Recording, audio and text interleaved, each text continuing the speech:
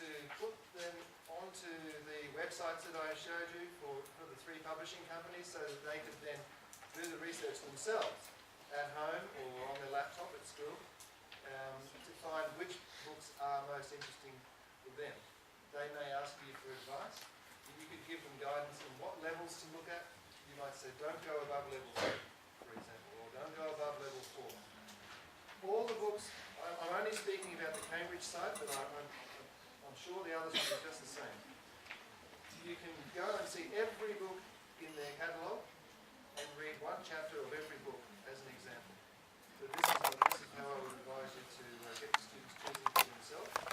In some cases, you may have to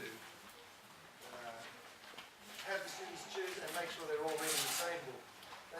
If you decide to go down that track, you may get the students all reading the same thing. Ideally, I would say let them read individual books, let them read different books so that they have something to talk about when they have this book type sort of arrangement. But yeah, I know you're used to being given a book by the MOE and by the school, and then give that to the students and away you go. Remember, this is ideally not reading in school time, so that position changes a little bit. You're giving students advice about what to do in their free time. Okay? Does that answer your question? Anything else you're not sure about how you can start or how to get going? Well, I hope those websites are a good starting point, unless you already have some. 2 of you already have 7 or want to look at. I wish I could have given everyone. Yes, sorry. Since you say don't test the students on their reading, but how do we know they've done their reading? In the book club, you can quickly tell when you have even if it's only 5 minutes, in groups of 4 or 5, to talk about it. If someone's not talking, then they haven't done the reading. But that's not important. Unless you want to encourage them to read. It's not like homework. It's not you haven't read. Right? If they haven't read, then that's because they're not interested yet.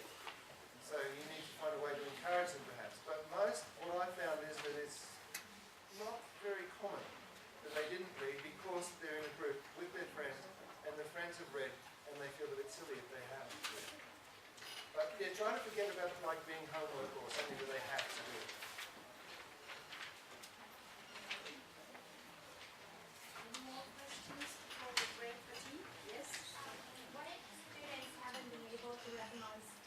Enough amount of vocabulary words to apply reading for pleasure listening for students?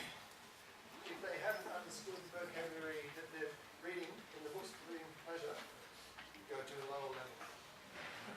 They should be able to understand it. If they're not understanding it, then they have to accept that it needs a lower level will be better for them. And they'll gradually build up. Even in the lower level books, they will find it challenging. It's just that they call them head words. And the head words is like the main vocabulary that will be used in that book. And there are limits to what's in each level. So anytime they're having trouble, they may think they're level 4, they might be actually better suited to level 3. I used to tell my students in English as a foreign language class, or English as a second language classes in Australia, that if you're in upper intermediate class, which recommends level 5, don't read anything above level 4. Don't even read your level, go below. So you're absolutely sure that it will be easy and you won't have it. I'd like to add some things back to Jonathan. I think we have a tradition of choosing something that's more difficult than where students are, which is not a good practice. And I'd like to share this when I asked the question about how we help students choose readers. When I was doing my master's research project, I had an article with 12 pseudo words in the article because it's a research project. And one of the committee members said, you know what rule of thumb means? You tell your student when they get a book, they see one word they don't know, this finger's up, they see 2 words they don't know, 3, 4, 5. When they see 5 words they don't know, they should drop the book. That's called rule of thumb. So I think that matches what Jonathan is saying. It has to be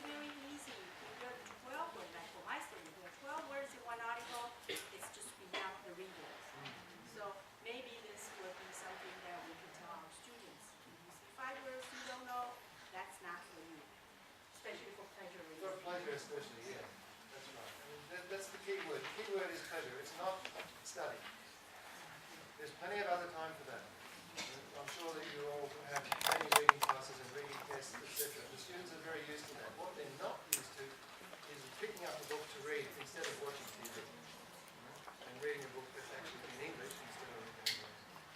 And it's a real sense of achievement if they can do it.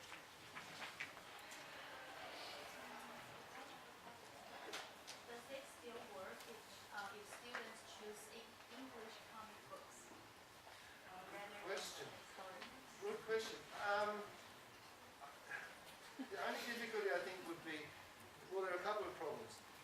Comic books would use a lot of slang and a lot of idioms and make cultural assumptions that the students might not really be aware of. I guess children's comics that are simple stories possibly, but I think that they would find, there aren't really comics written for second language speakers that I know of. So it would be a bit challenging for them, I think, and they would perhaps not really get all the benefits from it. I guess the best thing to do would be to try it. And tell them, yeah, you can read it, but you can't have a dictionary.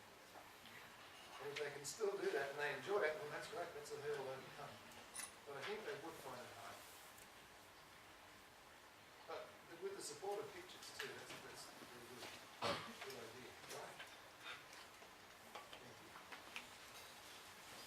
Okay, I think we need time to break for tea, but you can chat with the speakers and chat with guests too.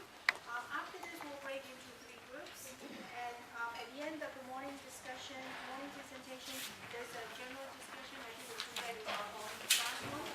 In the afternoon at 1:30,